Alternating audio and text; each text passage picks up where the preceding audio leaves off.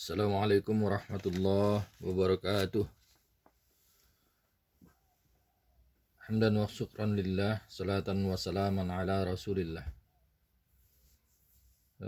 Para pendengar, khususnya para mahasiswa, pada kesempatan ini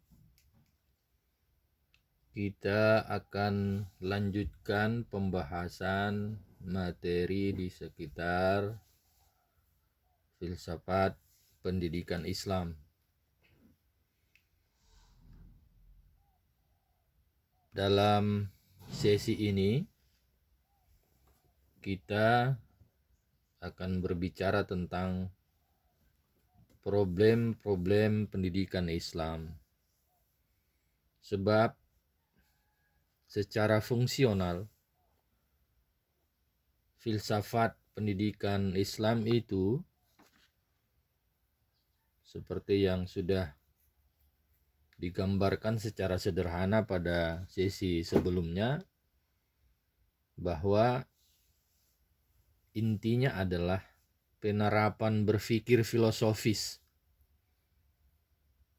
yang bersifat universal, radikal, spekulatif, dan segala macam pendekatan berpikir filsafat itu untuk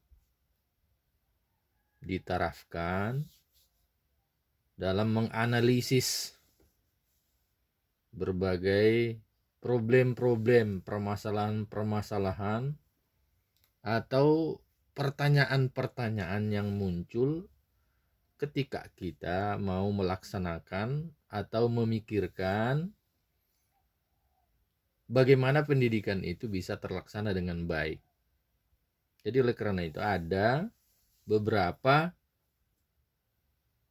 masalah atau pertanyaan-pertanyaan yang harus tuntas dijawab agar pelaksanaan pendidikan itu bisa terlaksana dengan maksimal. Itu harapannya.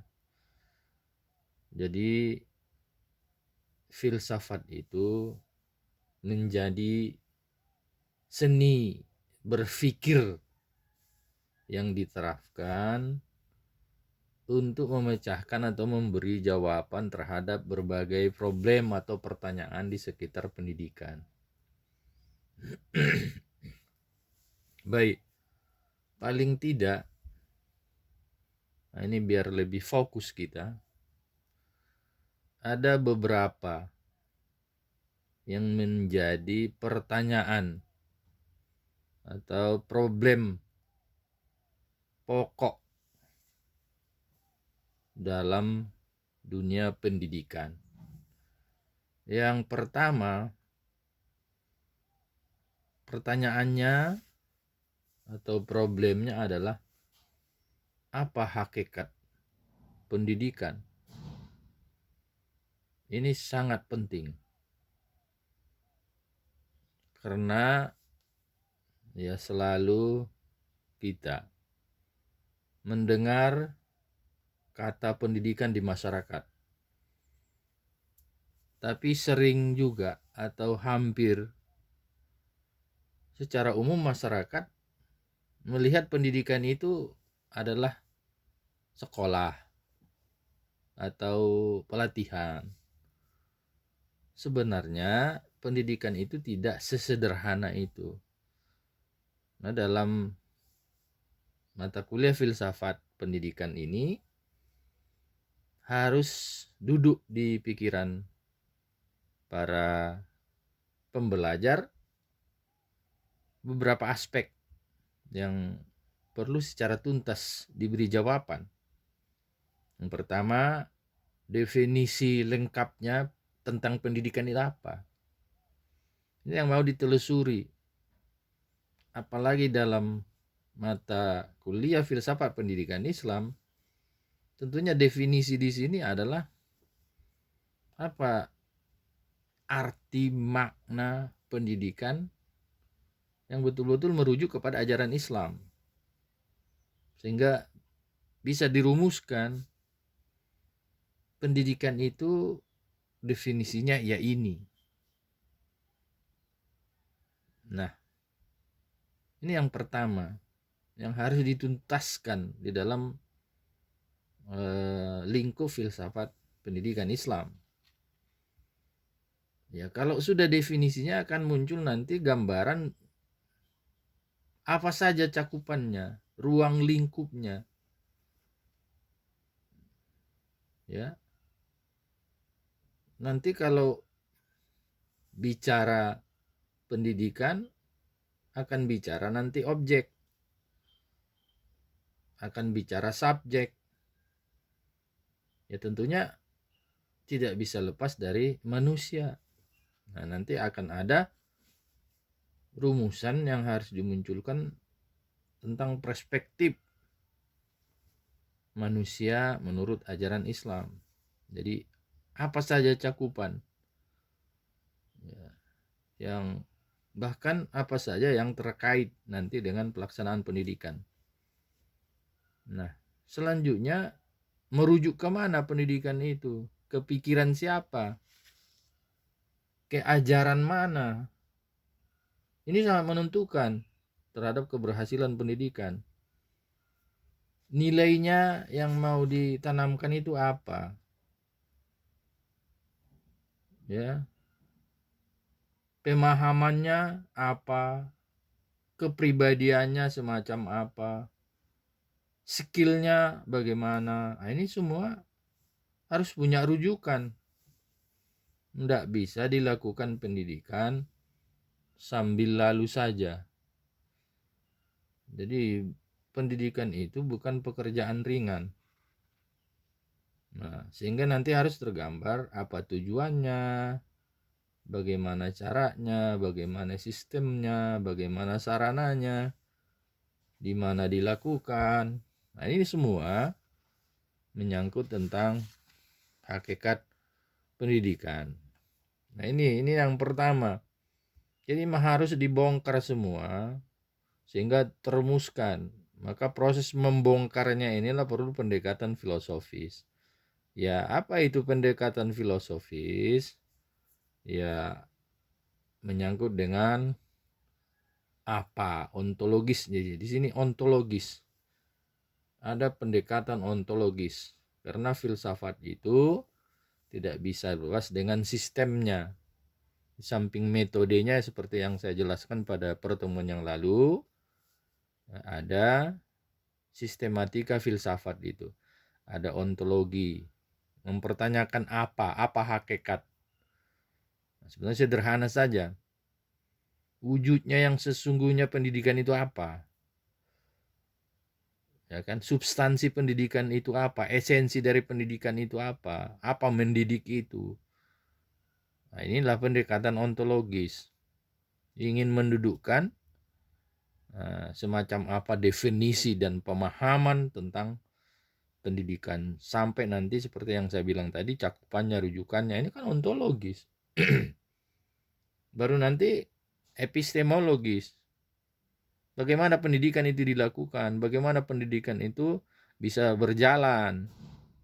Maka di sini ada menyangkut dengan usaha metodologis sampai ada metode. Nah, ini semua adalah pendekatan epistemologis. Yang ketiga ada aksiologis. Untuk apa? Untuk apa dididik? Untuk apa pendidikan itu? Harus jelas targetnya. Harus terlihat mau kemana diarahkan. Nah, di sini nanti itu menyangkut tujuannya dan segala macam. Nah, ini tiga pendekatan dari filsafat, ya. Ontologi, epistemologi, dan aksiologi. Apa, bagaimana, untuk apa. Jadi sederhana saja. Maka sesungguhnya berfilsafat itu tidak susah. Asal yang dibutuhkan itu ya ekstra lebih serius lah. Nah, itu. Ini yang pertama ya, inilah inti problem dari pendidikan. Yang kedua, apa objek pendidikan? Nah, di sini nanti ketemulah kita dengan manusia. Karena pendidikan itu peruntukannya adalah pemberdayaan manusia, generasi yang lahir diberdayakan oleh generasi yang sudah matang, orang tua, orang dewasa, lingkungan masyarakat yang sudah dewasa. Disitulah dia dididik. Siapa? Manusia, generasi. Nah, ini juga harus serius dipahami, dibongkar dengan pendekatan filosofis. Apa manusia itu? Nah, ontologis lagi kan? Apa manusia itu? Apakah manusia itu hanya seonggokan daging yang membalut tulang, lalu makan, memenuhi kebutuhan atau hajat fisik? Apa sekedar itu saja? Apa hidup ini cari makan, tidur, kawin, bangun rumah, punya anak, lalu mati? Kan enggak itu kan. Ada yang luhur. Kenapa? Karena manusia itu ciptaan. Filsafat juga memahami bahwa manusia itu ciptaan. Bahkan Plato menyampaikan manusia itu adalah citra Tuhan, bayang-bayang Tuhan. Nanti di dalam Islam, manusia itu diciptakan Tuhan sebagai khalifah, sebagai sosok yang mencerminkan apa? Sifat dan asma Allah di dalam kehidupan ini. Ya, maka kedudukan manusia kan tanggung. Jadi sebagai khalifah, pengganti, pemegang amanah. Lalu manusia itu perlu ditelusuri secara detail. Apa? Secara fisik. Apa ada di luar fisik? Ya ada jiwa. Apa hanya jiwa? Nah, jiwa itu ya tumbuhan juga ada jiwanya. Coba kalau tumbuhan itu dirawat, disayangi, kita ada kontak jiwa, kita senang, dia juga mekar karena dielus, dirawat, dipupuk. Binatang juga begitu. Coba kalau punya kucing, punya ayam. Ya, saya punya kucing, punya ayam, masih mobil saya nampak dia, kalau ayam itu udah melompat dia ke jalan. Karena dia tahu datang temannya, datang apa namanya, ya temannya di rumah. Kucing juga begitu. Nah, begitu dia lapar, dia datang. Nah, dia apakan ya, apa namanya? Bahkan dia datang kok tidur kita, datang dia golek di dekat kita. Atau digaruk-garuknya kaki kita. Itu pertanda dia mau makan. Kemana kita jalan, kaki kita terus dia apa namanya, dia ikuti. Nah, itu sedang lapar dia itu jiwa itu.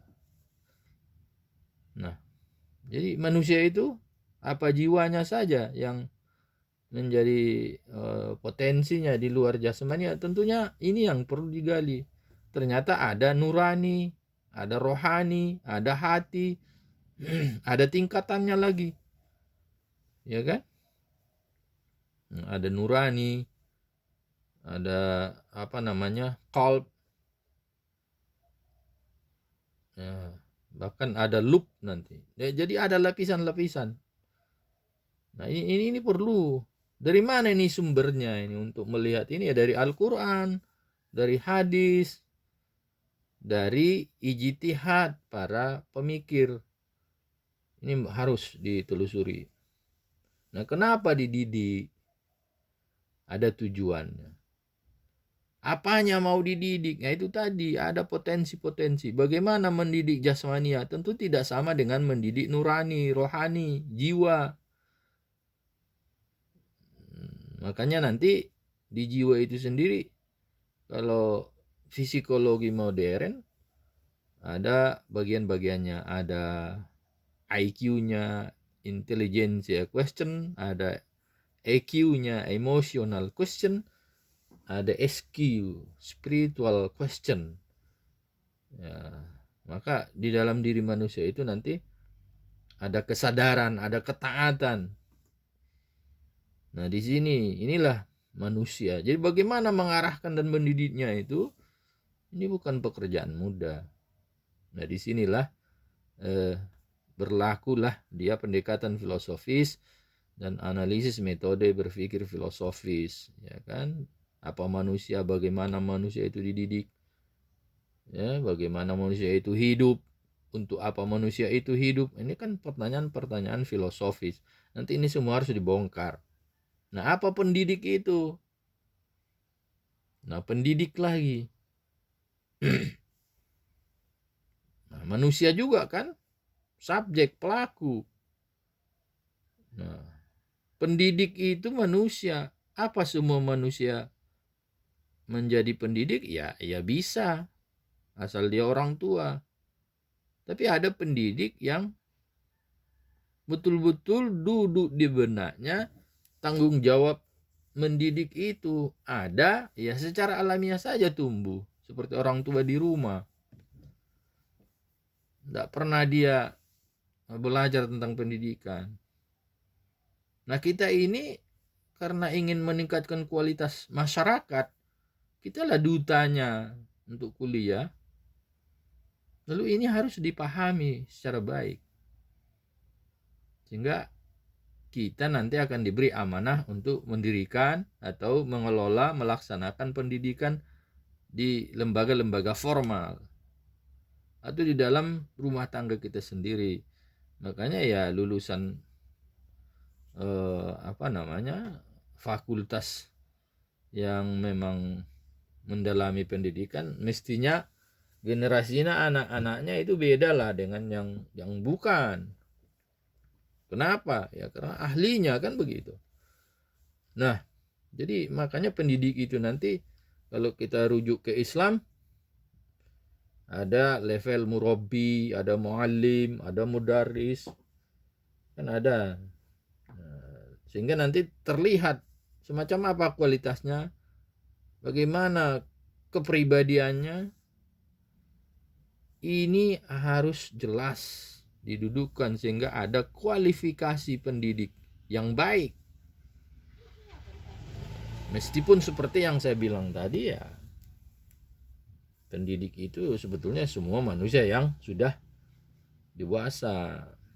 Makanya mestinya semua orang, apalagi yang mau berumah tangga, menjadi bakal calon orang tua, ya harus paham lah bagaimana sosok pendidik, walaupun tidak yang ideal tapi yang sederhana. Karena kalau sudah berumah tangga kan akan ada anak, kan ada generasi yang harus diarahkan.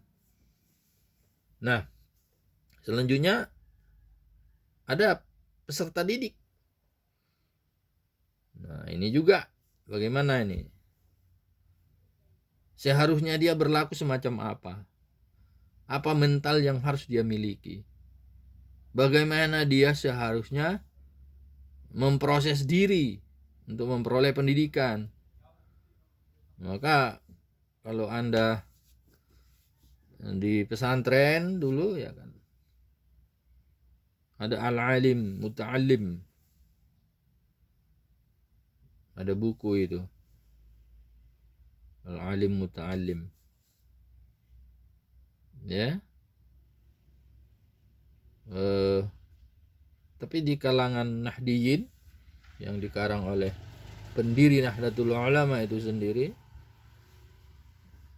itu ada bukunya, panduannya, bagaimana orang yang menuntut ilmu dan bagaimana orang yang mengajarkan ilmu, bagaimana kriterianya, bagaimana kepribadian yang harus dimiliki. Maka nanti peserta didik itu kalau mau didalami disebut dengan murid. Aroda, yuridu, muridun. Murid, aroda, orang yang berkehendak. Man arodat dunya fa'alaihi bil'ilm. Wa man aradal akhirah fa'alaihi bil'ilm. Wa man aradahuma fa'alaihi bil'ilm. Aroda, berkehendak, dia datang secara sengaja, serius, dan menyiapkan diri. Inilah murid itu, bukan datang sambil-sambil. Maka tempat belajar itu tidak jadi terminal penantian. Ya, sebelum datang angkutan lain duduk-duduklah dulu. Nah, apa itu terminal? Yaitu tempat penungguan, penantian untuk mendapatkan angkutan. Ini di kampus jangan jadikan itu terminal jodoh, menunggu sebelum datang jodoh ya kuliah lagi itu. Enggak betul itu. Nah, itu maksudnya. Jadi peserta didik itu harus serius lah memahami. Ada kriteria karakter, ada kepribadian, harus sungguh-sungguh ikhlas, sederhana, punya orientasi yang jelas, mampu memanage waktu. Nah, ini kan peserta didik ini. Nah, selanjutnya bicara pendidikan tidak bisa lepas dengan ilmu pengetahuan. Apa itu ilmu? Nah, ini kan pendekatan ontologi lagi. Apa itu ilmu? Bagaimana ilmu diperoleh? Bagaimana ilmu berkembang? Nah, ini ada epistemologi. Ada epistemologi ilmu. Ya, mungkin sebagian udah belajar filsafat ilmu. Bagaimana memperoleh ilmu? Bagaimana kualifikasinya? Yang memang dia sudah betul ilmu atau opini, kan beda itu. Maka kebenaran itu ada kriterianya, ada koheren, ada koresponden, ada religius, ada pragmatis, kan gitu kan.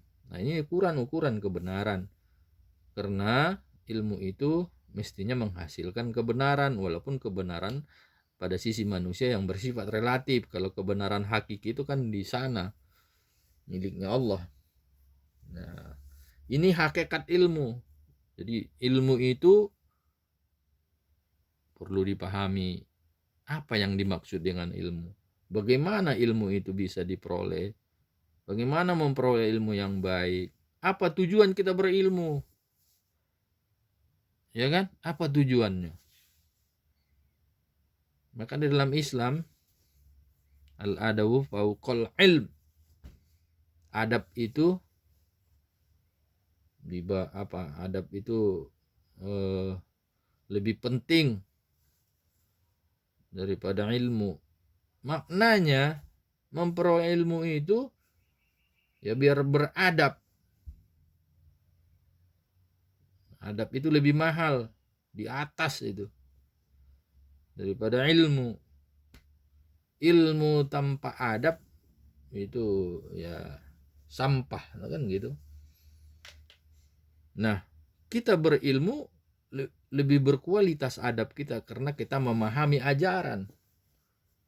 Nah, jadi naif juga kita bisa beradab yang baik kalau nggak ada ilmu.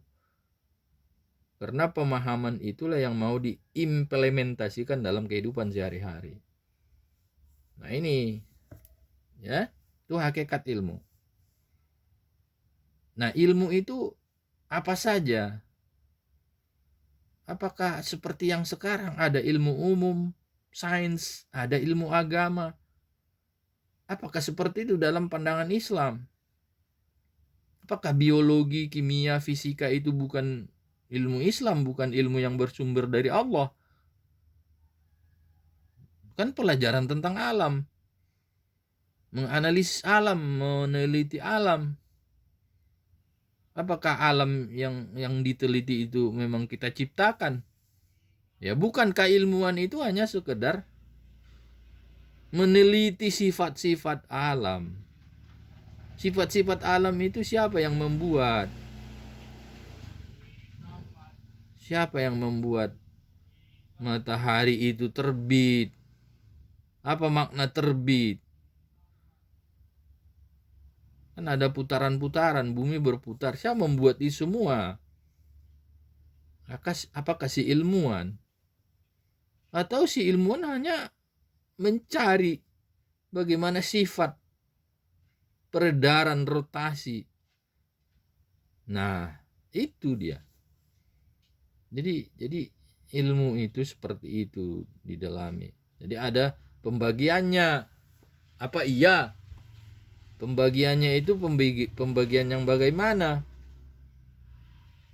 Nah, ini perlu, apakah dalam Islam itu diketahui dipisahkan antara sains dan agama?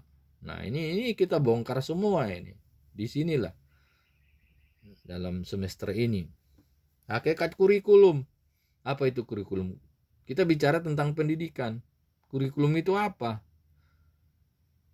Nah, kurir, manhaj, jalan yang mau ditempuh untuk sampai tujuan. Menyangkut apa saja kurikulum itu? Nah, itu juga penerapan apa, bagaimana, untuk apa. Nah, ini. Lalu dalam pendidikan itu kan perlu ada pengukuran, dievaluasi. Apa hakikat evaluasi? Apakah evaluasi itu hanya memberi nilai,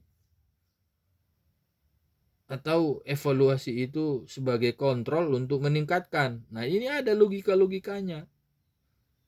Maka kembali lagi kepada pendekatan filsafat, ontologi tentang evaluasi, epistemologi tentang evaluasi, aksiologi tentang evaluasi.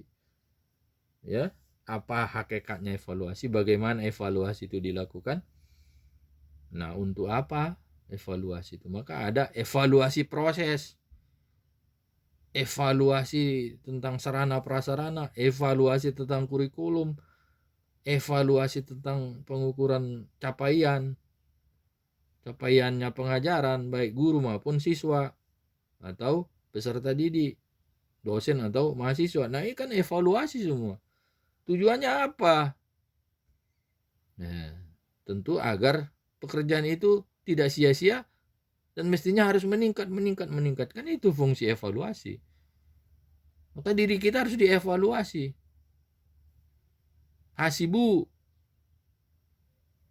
evaluasi dirilah sebelum orang lain, sebelum Tuhan menghisap. Kan begitu. Maka selalu kita berikhtisab, berintrospeksi. Lakukan ihtisab, renungan-renungan. Mau tidur, aku itu sehari ini sudah mengerjakan apa? Bila perlu buat buku.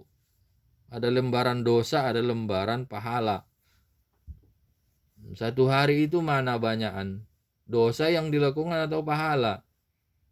Nanti mau tidur, catat lalu evaluasi. Aku ini kayak mana ini?